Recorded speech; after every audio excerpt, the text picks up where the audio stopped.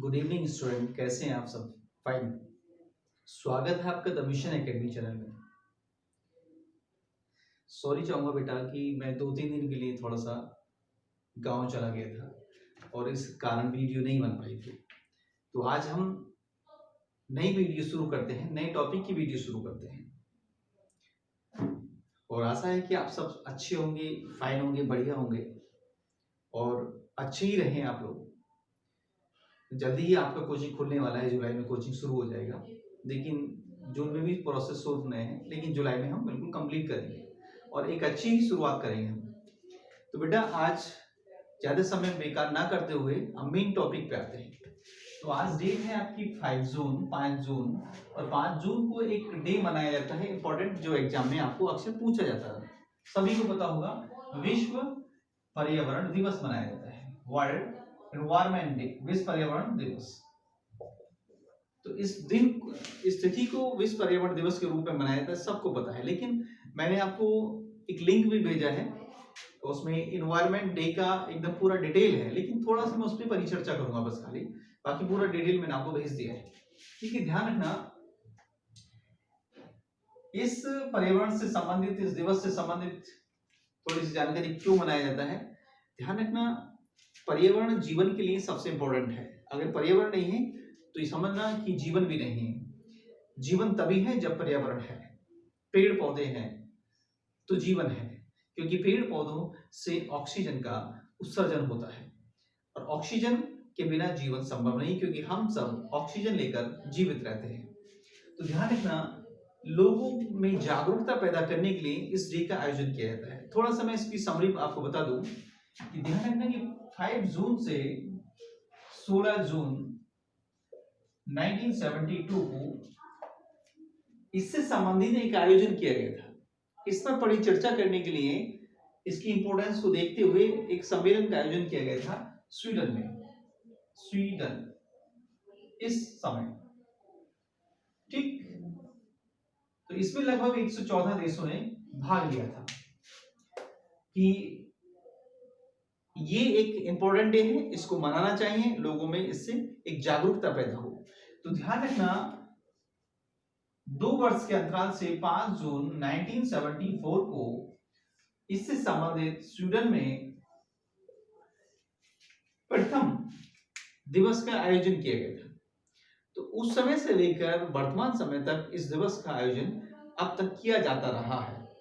और ये मान के चलना कि ये जो 2020 में 5 जून 2020 को जो डे आयोजित किया गया है, ये क्रम से जो रियल काउंटिंग से हिसाब से है वो 47वां आयोजन है, 47वां आयोजन है जो 2020 में मनाया गया है। तो इसको याद रखना, आपसे क्वेश्चन पूछता रहता है। ठीक, ध्यान रखिए। और इसके साथ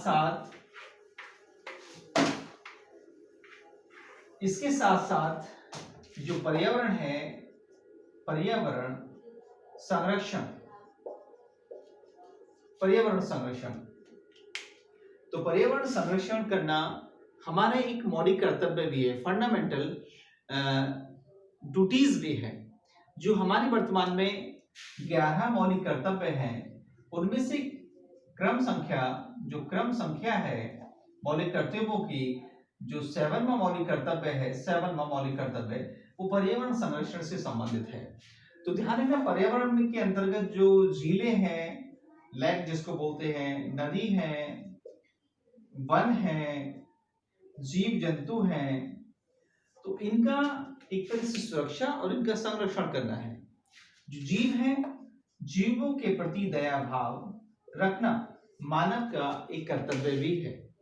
तो नदियों की, झीलों की, पर्यावरण की, पेड़ पौधों की, वनों की सुरक्षा करना और उनका संरक्षण करना मानव का एक मूल कर्तव्य है, और जीवों के प्रति दया भाव रखना भी उसका एक मूल कर्तव्य है। तो ये मौलिक कर्तव्य क्रम से 7वां आता है, जो हमारे 11 मौलिक कर्तव्य हैं उसके अंतर्गत भी आता है।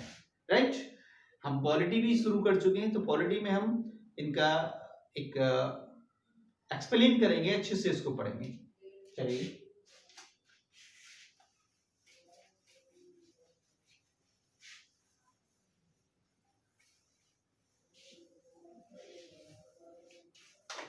तो आज का जो टॉपिक है हमारा, वो जो हमने एग्रीकल्चर से संबंधित चल रहा था, वर्ल्ड एग्रीकल्चर, तो हम उससे संबंधित शुरू कर रहे हैं, वर्ल्ड एग्रीकल्चर से, विश्व कृषि से संबंधित, क्योंकि ये भी आपको एक टॉपिक है।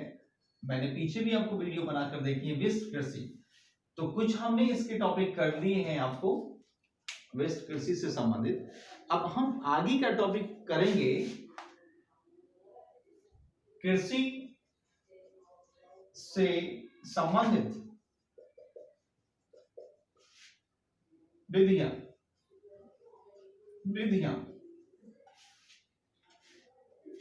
इसके अंतर्गत हम विभिन्न प्रकार की कृषि को पढ़ेंगे, विभिन्न प्रकार की कृषि को पढ़ेंगे। तो यहाँ पर एक कृषि करने का या एग्रीकल्चर करने का या खेती करने का एक मेथड है, ठीक।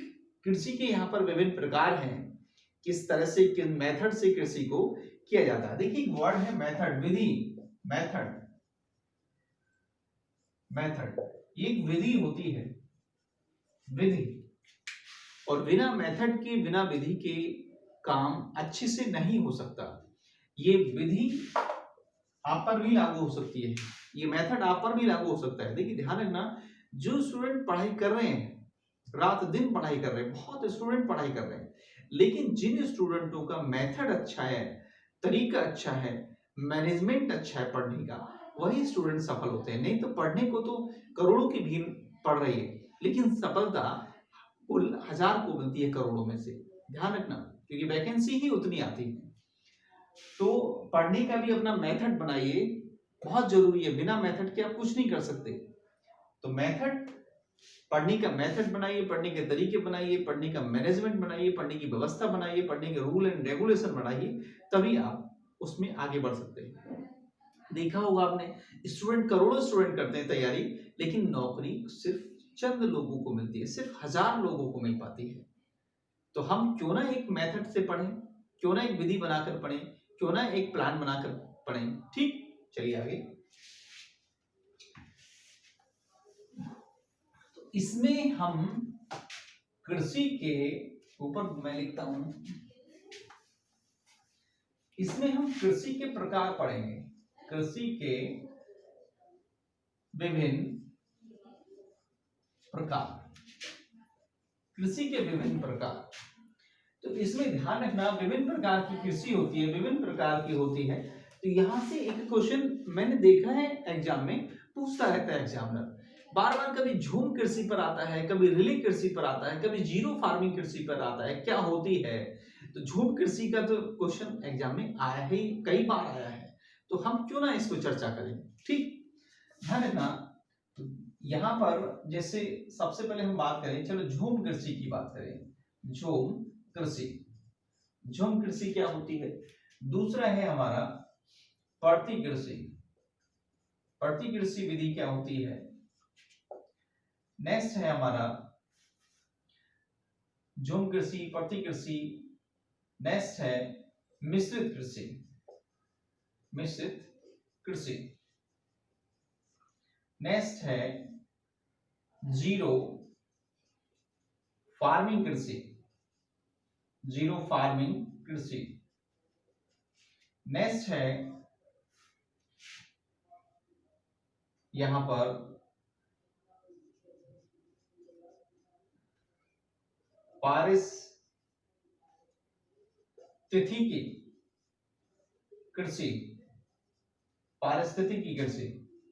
नेक्स्ट इसमें आपको आता है आगे झूम कृषि, बढ़ती कृषि, मिश्रित कृषि, जीरो फार्मिंग कृषि, पारिस्थितिकी कृषि। इसी में आपको आता है चक्रीय कृषि, चक्रीय कृषि। नेक्स्ट है इसमें व्यापारिक कृषि, व्यापारिक कृषि।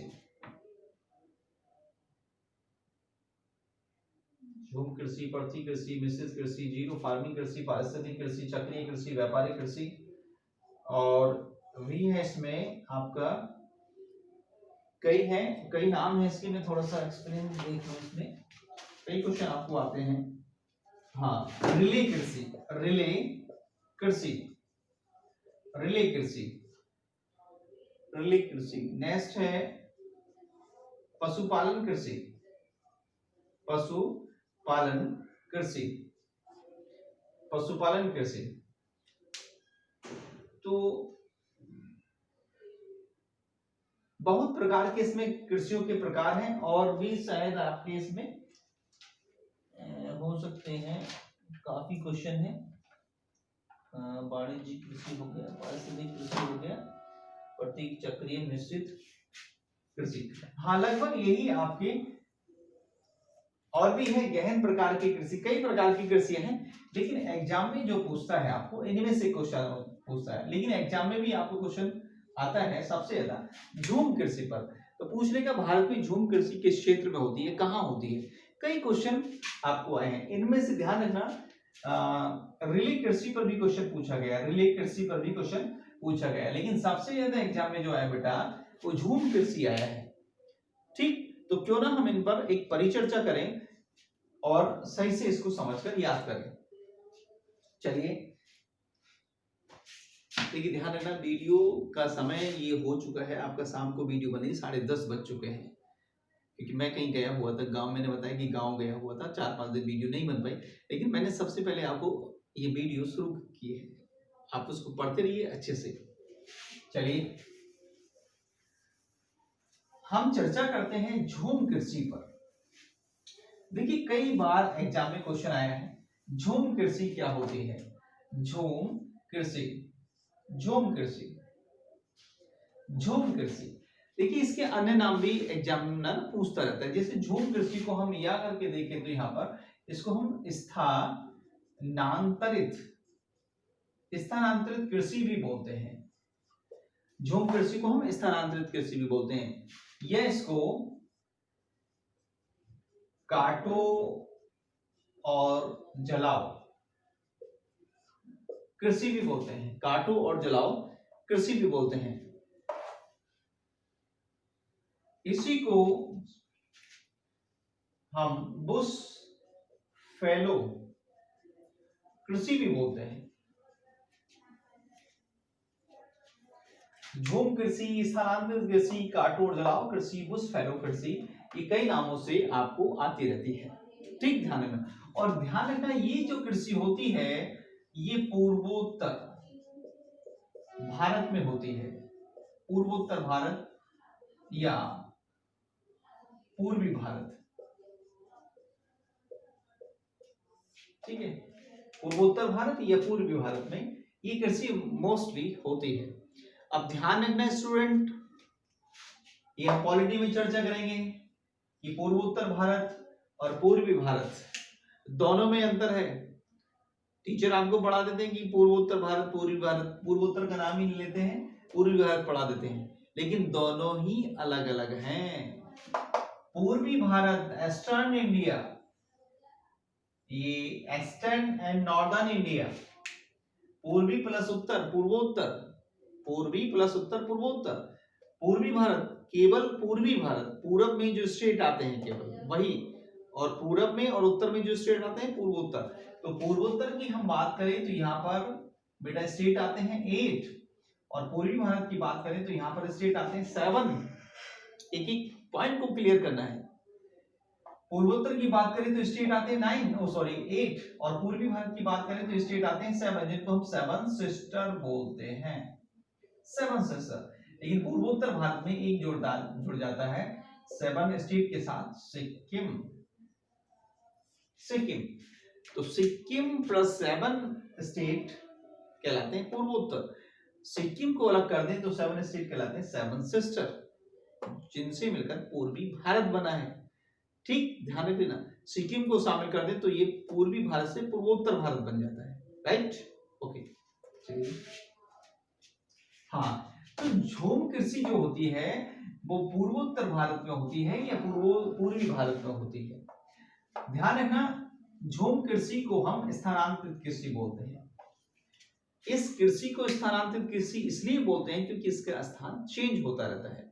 आज हमने ये कृषि एक निश्चित स्थान पर की है, कल को या नेक्स्ट समय में या कुछ समय के बाद ये कृषि उस स्थान पर ना कर इसके लिए दूसरा स्थान, यानी कि एक निश्चित क्षेत्र यहाँ पर हमने कृषि की, एक कृषि करने के बाद स्थान चेंज कर दिया, दूसरे स्थान पर कृषि की, तो यहाँ से स्थान ये चेंज हो गया, फिर अगला स्थान में यहाँ चेंज हो गया। तो स्थान समय समय पर बदलते रहते हैं और स्थान बदलने के कारण इसको क्या कहा जाता है, झूम कृषि कहा जाता है। ठीक, इसको हम काटो और जलाओ कृषि भी बोलते हैं। तो पूर्वोत्तर भारत में जो पेड़ पौधों से आच्छादित क्षेत्र हैं तो उनको काटा जाता है, उनको काटने के बाद या उनको जलाने के बाद वहां पर एक तरह से सफाई करने के बाद कृषि व्यवस्था शुरू की जाती है। तो पेड़ पौधों को, जंगलों को काटकर बिल्कुल क्लीन करके वहां पर कृषि की जाती है, फिर वहां कृषि करने के बाद दूसरे स्थान पर ऐसी ही प्रक्रिया अपनाई जाती है। तो इसीलिए इसको क्या बोलते हैं, स्थानांतरित कृषि कहते हैं, झूम कृषि कहते हैं, स्थान चेंज होते रहते हैं। ठीक है, काटो और जलाओ, क्योंकि पेड़ पौधों को काटा जाता है, जलाया जाता है, वहां पर सफाई व्यवस्था करके कृषि की जाती है, इसलिए इसको काटो और जलाओ कृषि कहते हैं। बुशफैलो सिद्धांत पर ये कृषि की जाती है, तो इसलिए इसको बुशफैलो कृषि कहते हैं। तो ये क्वेश्चन आता रहता है। तो ये मोस्टली पूर्वोत्तर भारत में, यानी कि असम, मेघालय, अरुणाचल प्रदेश, नागालैंड, मणिपुर, तो मोस्टली असम राज्य में होती है। ठीक है, चलिए क्वेश्चन कई बार एग्जाम में पूछा गया है।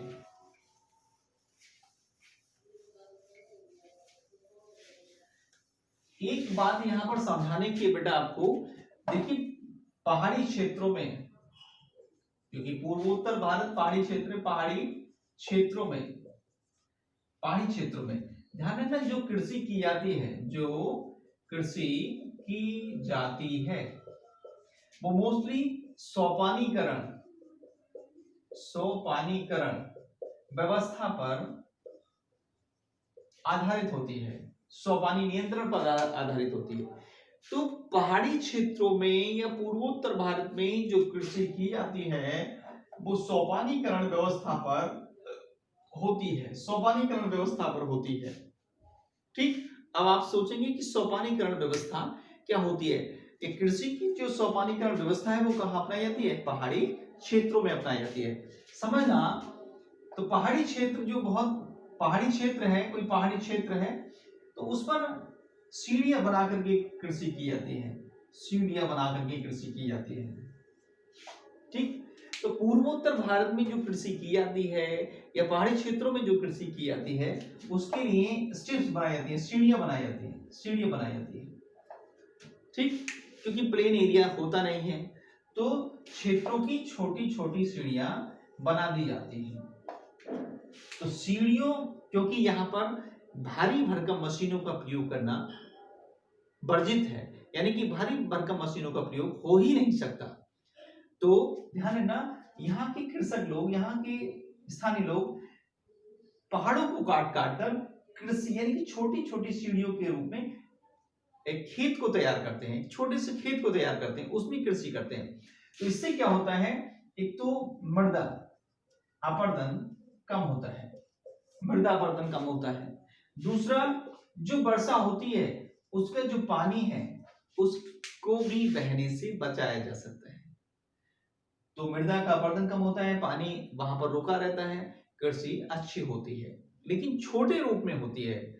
तो जहां पहाड़ी क्षेत्रों में किस प्रकार की व्यवस्था अपनाई जाती है, सोपानीकरण की। राइट, चलिए हम अब दूसरी कृषि व्यवस्था पढ़ते हैं। यहां पर एक आता है दूसरा परती कृषि। परती कृषि देखिए इंपॉर्टेंट है बहुत ज्यादा। परती कृषि क्या होती है समझना बहुत जरूरी है। परती कृषि क्या होती है, तो इसमें क्या होता है बेटा, जो परती कृषि होती है तो इसमें क्या होता है कि प्राकृतिक रूप से, ध्यान रखना, परती कृषि में जहां पर हम निरंतर रूप से कृषि करते हैं, निरंतर रूप से यहाँ पर कृषि हो रही है, बिल्कुल निरंतर रूप से कंटिन्यू कृषि चल रही है, तो मृदा में जो मृदा होती है निरंतर कृषि करने से मृदा, तो उसमें उर्वरक या उर्वरकता घट जाती है, कम हो जाती है।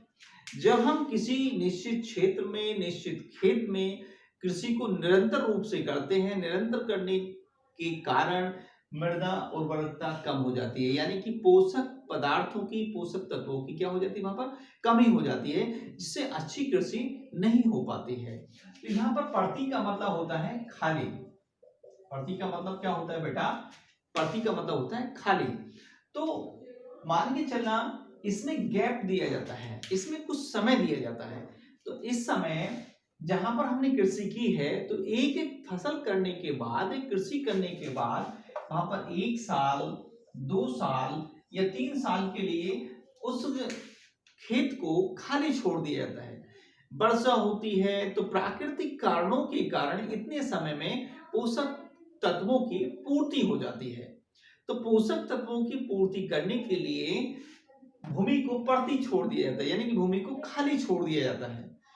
इतने समय में भूमि अपनी उर्वरकता को प्राप्त कर लेती है, जिसके कारण फिर जो फसल होगी वो बहुत ही अच्छी होगी। तो ऐसी कृषि जहां पर एक कृषि करने के बाद क्षेत्र को, खेत को 1 से 3 वर्ष के लिए खाली छोड़ दिया जाता है, तो वो अपनी प्रति कृषि कहलाती है। राइट, चलिए ये हमारा हो गया। तो प्रति कृषि भी यहां पर होती है। अब है आपका रिले कृषि। रिले कृषि, रिले कृषि वेरी इंपॉर्टेंट। रिले कृषि पर भी क्वेश्चन आता रहता है कि रिले कृषि किसे कहते हैं, बहुत ज्यादा आता है। जैसे झूम कृषि पर क्वेश्चन आता है, वैसे रिले कृषि पर क्वेश्चन आता रहता है। तो रिले कृषि क्या होती है, ध्यान रखना। तो रिले कृषि में ये व्यवस्था अपनाई जाती है कि एक जो फसल है, एक बोई हुई फसल के साथ एक अन्य दूसरी फसल को उगा दिया जाता है। जैसे मान के चलना चने के साथ राई को उगा दिया, सरसों को उगा दिया, ठीक है। तो एक खड़ी फसल के साथ हम दूसरी फसल को भी उसके साथ बो देते हैं, तो ये हमारी रिले कृषि कहलाती है। यानी कि एक फसल है छोटी और उसके बाद एक फसल ऊंचाई में ऊंची हो जाती है, तो उसको हम रिले कृषि बोलते हैं। जैसे चने के साथ राई या चने के साथ सरसों, ये कृषि रिले कृषि कहलाती है। राइट, तो ये क्वेश्चन भी आपको आता रहता है। आगे हम चर्चा करेंगे इस पर।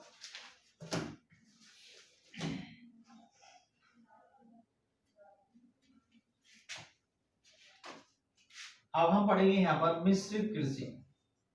मिश्रित कृषि, ठीक है। तो मिश्रित कृषि भी आपको क्वेश्चन पूछा रहता है कि एक फसल के साथ कई फसलों को उगाना मिश्रित कृषि कहलाता है। लेकिन मैंने आपको बताया कि झूम कृषि के साथ रिले कृषि क्वेश्चन एग्जाम में कई बार पूछा है। एक बोई हुई फसल के साथ उसके नीचे एक और फसल बो देना रिले कृषि कहलाता है। ध्यान रख लेना, जैसे चने के साथ सरसों, एक कृषि बोई हुई है, एक फसल बोई हुई है, ठीक, उसके बाद उसके नीचे एक और फसल हमने बो दी, तो रिले कृषि कहलाता है। आता रहता है क्वेश्चन। अब है मिश्रित कृषि। तो मिश्रित कृषि से आप समझ रहे होंगे, कई फसलों को एक साथ बोना, कई फसलों को एक साथ बोना मिश्रित कृषि कहलाता है। और आजकल इस कृषि की उपयोगिता बढ़ गई है, क्योंकि किसान एक ही कृषि के साथ कई प्रकार की कृषि करते हैं, और कई प्रकार की जब कृषि होती है तो उसको मिश्रित कृषि कहते हैं। इससे भूमि की उर्वरकता बनी रहती है। इस कृषि में क्या होता है कि जो पहले फसल पक जाती है उसको काट लिया जाता है, तो उस फसल के जो भी पत्तियां हैं वो जब जमीन में गिरती हैं तो उससे भूमि की उर्वरकता बढ़ती है, भूमि को पोषक तत्वों की मात्रा प्राप्त होती है, यानी कि अर्थात नाइट्रोजन की मात्रा प्राप्त होती है, तो वो मिश्रित कृषि कहलाती है। चलिए इसके बाद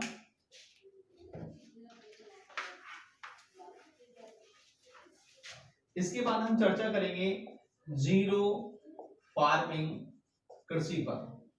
जीरो फार्मिंग कृषि बहुत ही इंपॉर्टेंट है। जीरो फार्मिंग कृषि बहुत ज्यादा इंपॉर्टेंट है। जीरो फार्मिंग कृषि तो इसको मैं नेक्स्ट वीडियो में समझाऊंगा। वीडियो थोड़ा सा बड़ी हो चुकी है, फिर फोन हैंग हो जाएगा, वीडियो फिर बिल्कुल डिस्कनेक्ट हो जाएगी। तो इसलिए मैं इसको रोक रहा हूँ। इसको कल यानी कि नेक्स्ट आपको सैटरडे में नेक्स्ट वीडियो में पूरी कृषि जो बची हुई है वो कंप्लीट हो जाएगी। ओके, तो लगभग 10:45 हो चुके हैं। तो मैं इस वीडियो को अभी यहीं पर ब्रेक कर रहा हूँ। सैटरडे में आपको नेक्स्ट वीडियो जितने भी कृषि से संबंधित है कंप्लीट करके भेज दूंगा। ठीक है, मेहनत करते रहिए, अच्छे से मेहनत करिए, बहुत अच्छे से मेहनत करिए। कोचिंग जुलाई में खुलेगा, एक नई व्यवस्था लेकर मैं आऊँगा। मैंने आपको पहले भी थोड़ा सा इंडिकेट किया है कि अब सिर्फ एक बैच में मेरा टारगेट ओनली 30 स्टूडेंट का है और बैच केवल 3 ही चलेंगे, 3 चलेंगे, यानी कि मिशन 30 बैचेस। मिशन 30 जैसे सुपर 30 स्टार्ट हुआ था, वैसे उसी की तर्ज पर मैं मिशन 30 स्टार्ट कर रहा हूँ और टारगेट रहेगा मिशन 30 में 30 स्टूडेंट को सिलेक्शन देना। उसकी प्रोसेस क्या होगी उस पर हम कोचिंग खुलने के बाद चर्चा करेंगे। तब तक के लिए ब्रेक। जय हिंद, जय Bharat. Okay, thank you so much, good night.